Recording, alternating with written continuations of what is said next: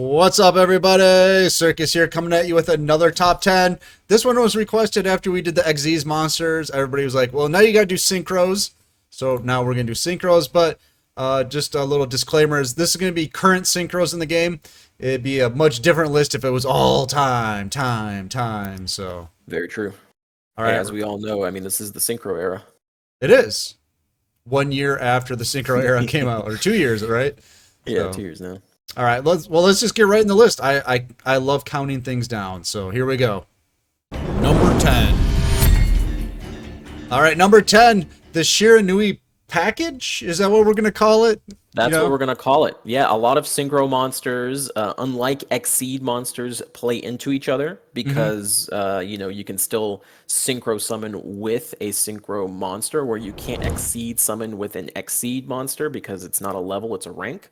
So you're going to see a lot of packages built together. And what better way to start off than Shiranui? Have you ever seen a deck that's so massacred but still sees top 32, still see it on the ladder, you still see it on the most played popularity That cards. combination of solitaire and the level 2 tuner from to the level grave. 8. You don't really see the Sun Saga anymore. You see the Shogun Saga mostly, and then some decks that don't run Shiranui at all run the Shiranui Squire Saga, especially things like TG.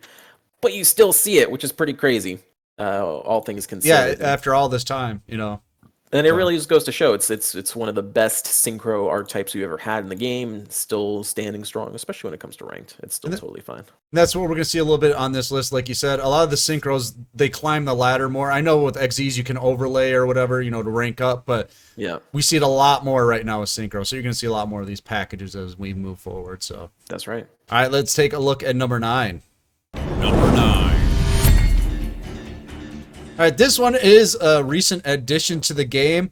Is it going to be, good long term? I don't know, but it is hot right now in the game. So we thought we'd put it on the list, but a little bit lower down than the other stuff, right? That's right. We've got the Synchron, the Stardust, the Shooting Star, OTK, whatever you want to call it. It has a lot of moving components to it. You don't see much competitive success with this deck anymore, not as much as like day 1, day 2. I think a lot of people got surprised by the OTK value, but it's all but pretty much disappeared in the competitive scene. But it's still a pretty decent, just King of Games deck. You just quickly go in, play your games, OTK your opponent, and get some easy wins. It's extremely cheap, and it's literally a 1-card combo, go straight into your big boy boss monster. So yeah, I love it. This deck, I've never heard Rye say 5 scoops of tuna more than I have than watching him call this in a tournament. Listen, I hate tuna sandwiches from Subway. Just gonna put that out there. All right, let's take a look at number 8. Number 8. All right, number 8. This is a free-to-play card. This is baby. It's kind of silly that it's on here. We had. Yeah, it is. Yeah, card trader card. A lot of people are like, come on, but it's like, hey, there's lots of blue eyes on the ladder. Yes, there is. And if you're playing the blue eyes mirror, you need this card. It's actually hilarious how many times we thought this card would drop out of the meta, especially when another card we'll talk about later came in and power crept it. But yes, being able to bring this guy out and have more than 3,000 attack is so relevant even to today's meta standards. Yeah. You'll just randomly find this guy next to it, just in case you end up in a mirror or you end up in any match where someone has a 3K beater and you just need to get over 3K to win. That's with your 3,100 attack. I think it'd be funnier if it was 30-50. Like some of those old cards, 50, yeah, just a little bit stronger. It's just always been that card that's like, oh yeah, I'm gonna bring this guy out just to get over your blue eyes, baby. Let's go. Yeah, it's great. So little free to play love there. All right, let's take a look at the next one. Number 7. All right, when this one first came out, there was a little disagreement. Which one was better, Coral Dragon or another one that might be on the list later? We'll wait and see. But there was a big debate. Is this the better version of that card, Coral Dragon, yes. It is a synchro tuner, one of the first synchro tuners we've ever had. And back in the day when we had it, there wasn't much usage for a synchro tuner, and even today there really isn't. To be, if Right. we're being totally honest, very rarely is there, and in certain archetypes, it's that you'll actually see a synchro tuner be relevant. But I mean, at the end of the day, Coral Dragon has found some pretty niche uses. He's been pretty nice in terms of getting. You see him in the Stardust strategy. He'll go in to make the shooting star while also giving you draw potential. You see him in any deck that just wants to get an additional pop one. And you see him when people cheese out Onimaru with his counterpart. And we'll definitely talk about that later, I would imagine. But I mean, solid card and a not so solid box, but still a good card. You only need one copy. You don't need multiple. So Yeah, the big debate when this card came out was it better to destroy something or return it to the hand? Yeah, pretty much. So. All right, guys, let's take a look at number 6. Number 6. All right, unless you have not been playing on the ladder or living in a cave, you definitely know what these two cards are here. Oh boy. That's right. Blue Eyes White Dragon. I mean, this was so core to what they're doing. This Blue Eyes Spirit into the Azure Eyes. This would honestly be higher if Azure Eyes itself didn't get limited to 1. Right. Yep. But if you are playing Blue Eyes, a good chunk of your strategy is the synchro strategy outside of the Exceed strategy with like Heliopolis and stuff like that. And just the synchro, the Spirit Dragon controlling the graveyard is such a huge floodgate monster. Being able to tag out into the Azure Eyes and then having to have 3,000 or more defense. This is where the Gigantic Castle comes into play to actually take out Azure Eyes. It just causes so much issues. And, without these two synchro monsters, specifically, Blue Eyes just simply wouldn't exist as a deck concept. And I understand Blue Eyes is not really a relevant deck anymore when it comes to the metagame. It is still a relevant archetype when it comes to the ladder. Which I do feel like that might drop off soon as well, because usually you'll see things happen in tournaments, then go into ladder. But as of right now, where Blue Eyes stands in ladder play, this package is just too important to the whole archetype. Yeah, it's still one of the most number one played on the ladder right now. It's not number one, but it's right up near the top. But we felt like number 2 overall, Blue Eyes is kind of waning. It's just so many people have the deck that it just ranks so high. You're gonna run into it. Right. All right, let's take a look at number 5. Number 5. All right, this is the new hotness here. Oh, baby. It's pretty high up the list, but it is getting played a lot, and it's pretty strong. So we thought it ranked, the midway point on the list. Yeah, so potential new tier 1 alert here with the Red Dragon Archfiend. Funny enough, doesn't play Red Dragon Archfiend, so me and Twitch chat have come to call it the Red Resonator Ayaya deck instead. RDA, there you go. Yeah, I mean, at the end of the day, this deck's really good, but it's not the actual synchros that make it good. The synchros just have nice effects that go along with the skill, right? The skill lets them get a monster negate. They're playing things like triple scolding, etc., etc., etc. When you look at each individual synchro monsters they make, they're pretty weak, right? Like compared to some of the stronger synchro monster effects out there.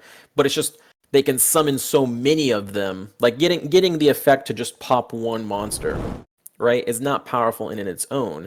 But when you're able to do that and then synchro into a 3500 beater, special summon, bring out another Dark-End Dragon, send another card, it's not just a Coral Dragon at that point. It's significantly better because you're able to do just more of it. Right. But that's the deck, not the actual synchro monsters themselves. The synchro monsters themselves are kind of weaker, but they all come together to make a powerful force, which I think is super cool. Right. I think in one of the terms you were saying it's greater than the sum of its parts. Like each individual one isn't great, but when you do it all together, it's a lot better. Listen, man, every time I see this deck, they drop another Red Dragon Archfiend and it gets better and it's hilarious. All right. So let us know what you think of this deck. It's definitely on the rise right now. Yeah. All right. Let's take a look at number 4. Number 4. All right, Vermillion Dragon Mech. I love it. This has always been one of my favorites because this would be one that Coral Dragon can upgrade into if you got a level 3 monster. You used to see that in some packages, Coral Dragon the into and stuff, yeah. No, this card has, for the longest time, this is the original card we thought all Gigantic Castle would disappear, right, when this card comes out. Little Right. did we know monsters that can't be destroyed suddenly became a thing. Right. Wait, what? Can't But target? no, I What? mean, right now you probably see a lot more Vermilion Dragon mech, like on popularity rankings, because again, Blue Eyes is all over the place. But in reality, it is going to drop a little bit because it's a little harder to make. You make it in Blue Eyes, you make it in Thunder Dragon after Levianeer pops and everything.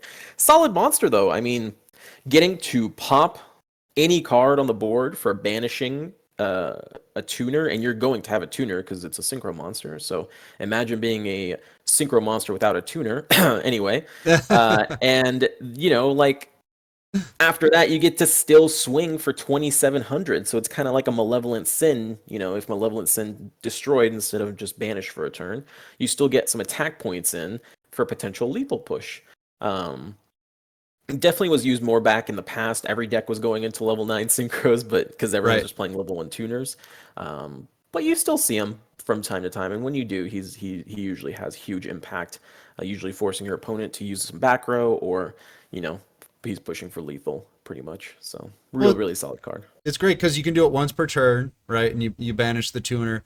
And then when it's destroyed, you can take that tuner from the banish pile and put it back in your hand and reuse it. So in like a Blue Eye strategy, it has great synergy. Yes, if it's destroyed by card effect, yeah. You can add back a card, which, you know, that's 2,700 body. It's a pretty good chance that you want to destroy this card effect. Yeah, so I think a good overhaul Synchro Toolbox, right? That's what it used to be known as. The Synchro Toolbox. Yep. He's a good generic that you'll pretty much put in anything that can make a level 9. He'll have a spot.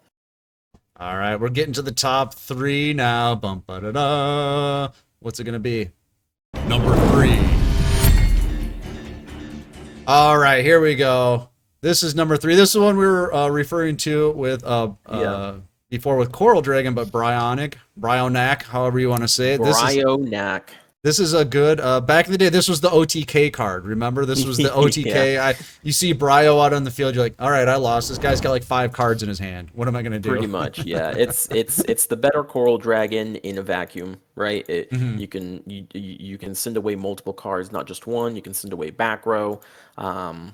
And funny enough, you can use him with Coral Dragon to make Animaru. Right. So while Animaru himself is rarer and you don't see it, but as much as Bryonac, because Bryonac is everywhere. Any deck that can make Bryonac makes Bryonac, you know?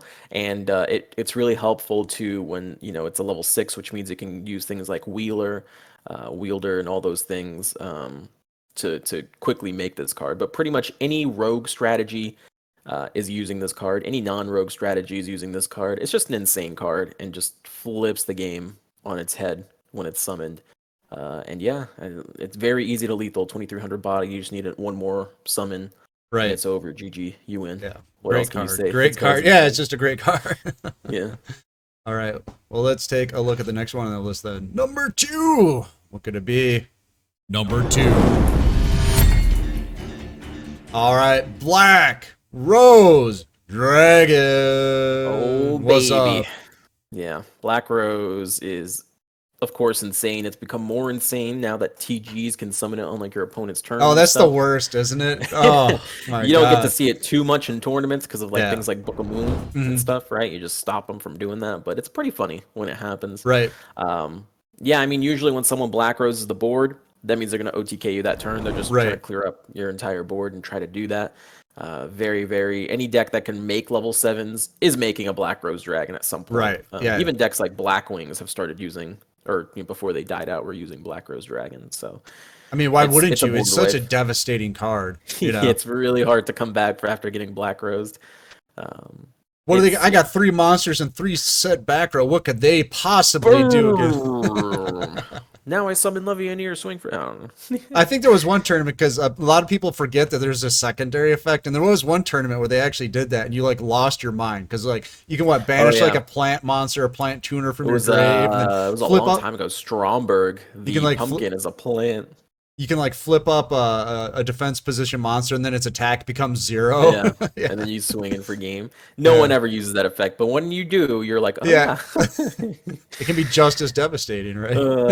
Yeah, I mean, this card has stood the test of time. It's still being used to this day, even when we're not even easily able to summon him.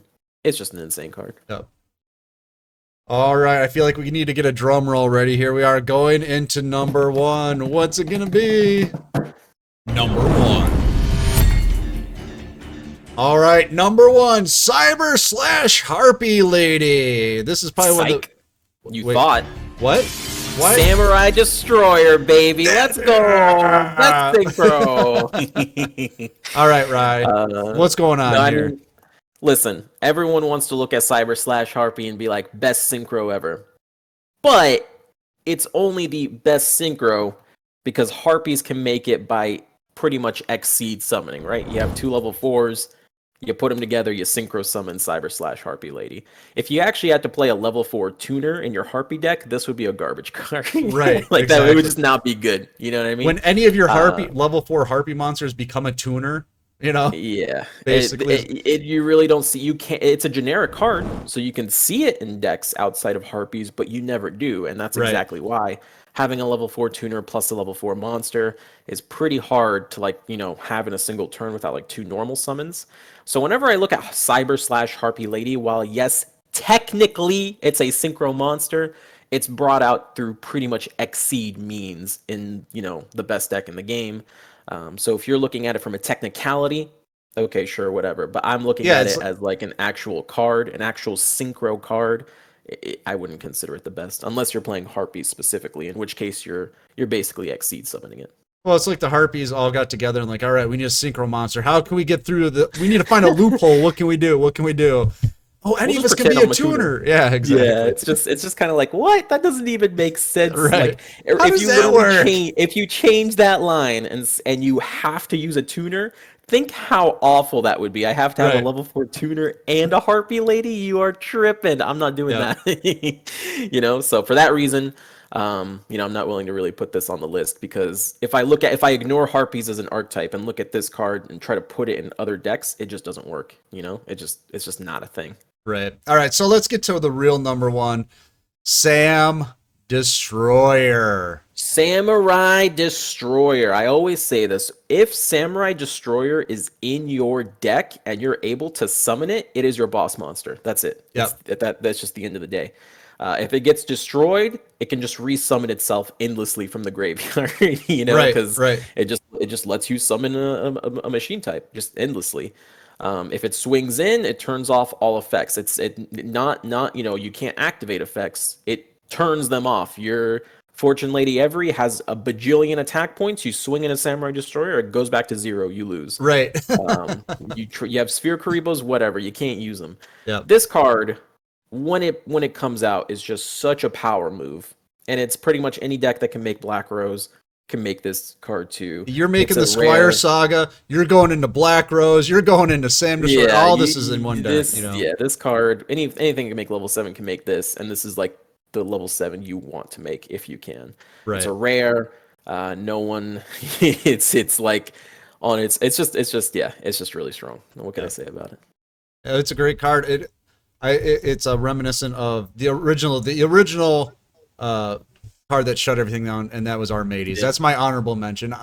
If anybody remembers when that stronger than Armades. Yeah, but when Armades came out, that card was like, this is so broken, you know. Yeah. So this is just like a beefed up version of that. So, all right, let us know what you guys think of this top 10 list in the comments below. I'm sure we missed your favorite, so make sure to put that in there so we can check it out. Make sure to get in our Discord because it's free. The tournaments are free. The new player help is free. I think that's about it. I'm Circus. That's Rye. Don't listen to Harpie's lies. All right, guys. We'll see you next time.